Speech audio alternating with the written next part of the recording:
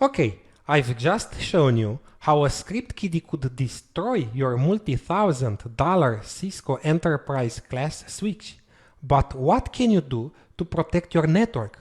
One way to avoid the dreaded CDP flood attack is to disable CDP on the entire switch. Let's do it. This is the console connection to the switch. conft and no CDP run. CDP was disabled globally. Do show CDP traffic. And you notice that CDP is not enabled.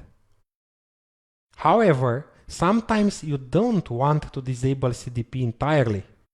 Another way is to pick specific interfaces and disable CDP on those interfaces only. Do show IP interface brief. Let's see the interfaces. Okay. And I want to disable CDP on fast Ethernet 0/1.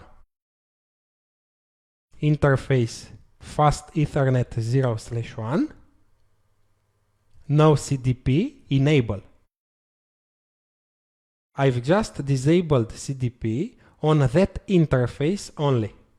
But what if you don't want to disable CDP at all? In fact, it's a useful protocol, that's why it exists and is enabled by default on Cisco devices.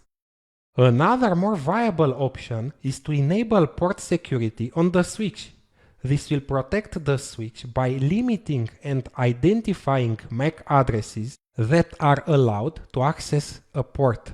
If a port is configured as a secure port and the maximum number of secure MAC addresses is reached, when a new MAC address is attempting to access the port, a security violation occurs. And by default, that security violation means shut down the port.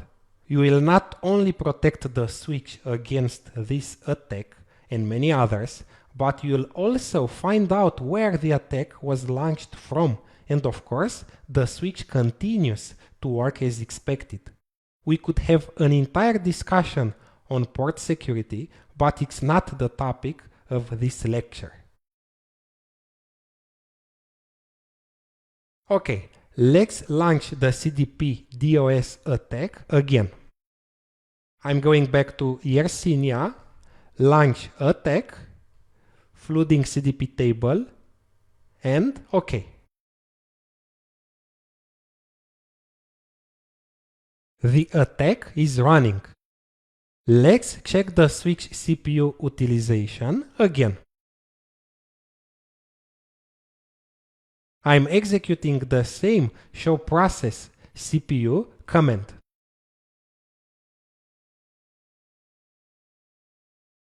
And the CPU utilization for 5 seconds is only 5%.